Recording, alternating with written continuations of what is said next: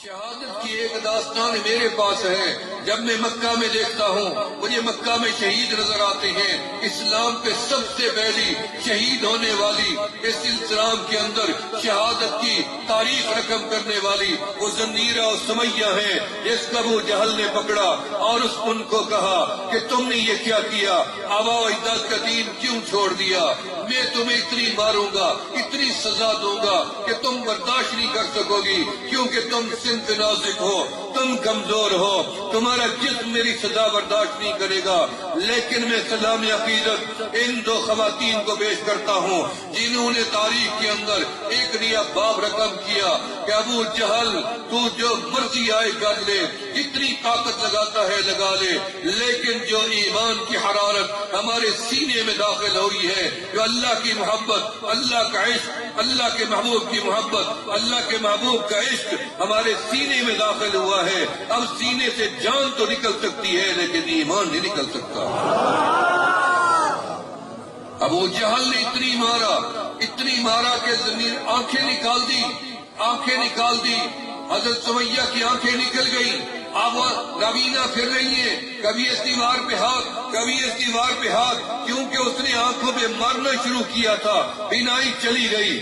اب جب ابو جہل نے دیکھا, کہتا دیکھا اپنے خدا کا کہ تمہاری آنکھیں بینائی بچی نہیں ہے, محفوظ نہیں رہی, اگر تم ہمارے خداؤں کی پوجا کرتی رہتی تیری بینائی کبھی نہ جاتی. اور رات کو مسلح بچھایا, رب ذوالجلال کے حضور کھڑی ہو گئی, یا اللہ غیرت کا مسئلہ آ گیا کہ اس نے کہا جھوٹے خدا تیرے مقابلے میں لے کے آتا ہے ابو جہل, اللہ مجھے بینائی چاہیے نہیں تھی کیونکہ میں نے وعدہ کیا تھا اب ان آنکھوں سے فقط تیرا دیدار ہوگا.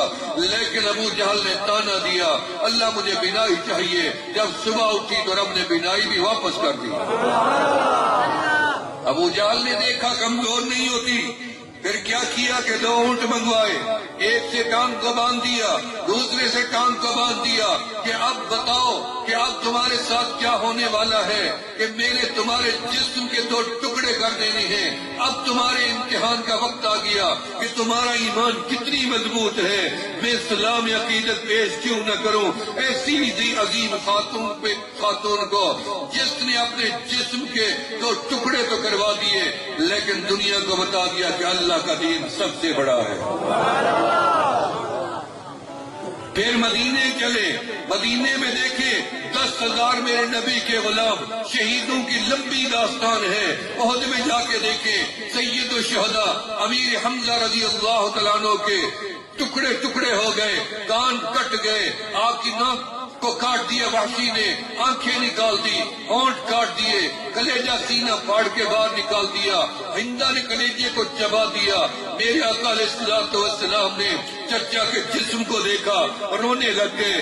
کبھی آسمان والے رب کو دیکھتے, کبھی چچا کے چہرے کو دیکھتے, کبھی بیٹھ جاتے, کبھی کھڑے ہو جاتے, کبھی رونے لگ جاتے, کبھی جنازہ پڑھنے لگ جاتے. اتنی غم ہے, اتنی صدمہ ہے.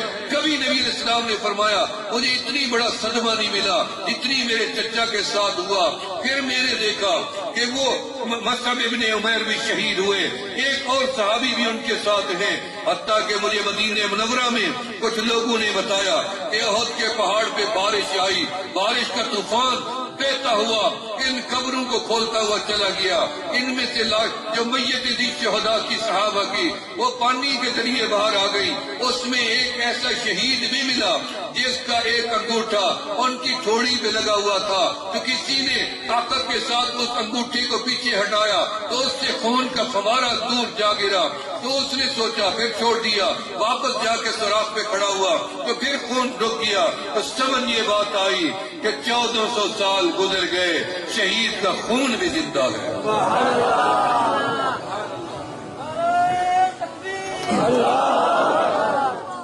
شہید تو شہید ہوتا ہے, تم شہادت کو سمجھتے نہیں ہو, تمہیں پتہ ہی نہیں ہے شہادت کا معیار کیا ہے.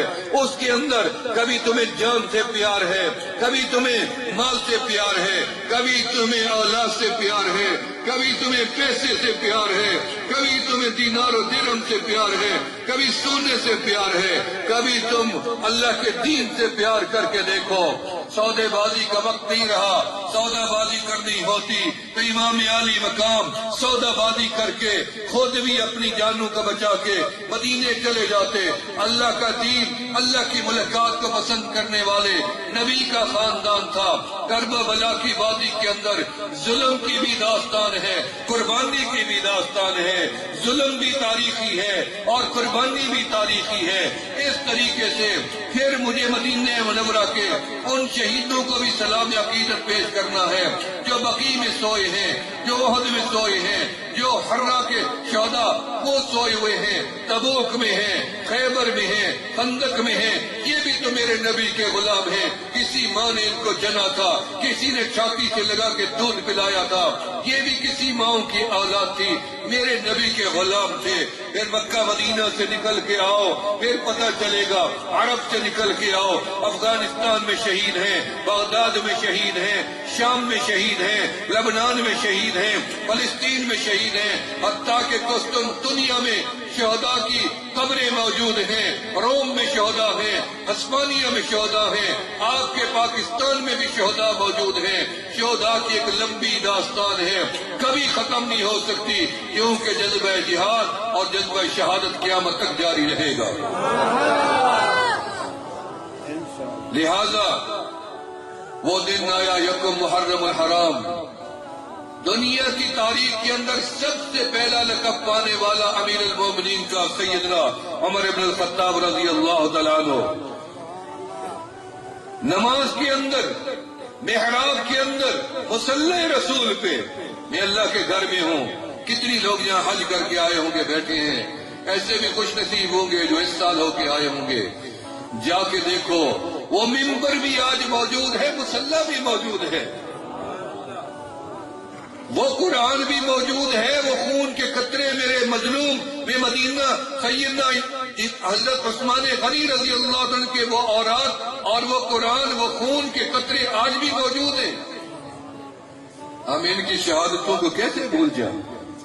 امام اعلی حضرت امیر المومنین سیدنا علی کرم اللہ وجہہ کو کوفے میں شہید کر دیا نماز کی حالت میں، ہم ان کی شہادت کو کیسے بھول جائیں؟ سیدنا امام حسن رضی اللہ عنہ زہر دے کے شہید کیا گیا، ان کی شہادت کو کیسے بھول جائیں؟ ہم سب کو سلام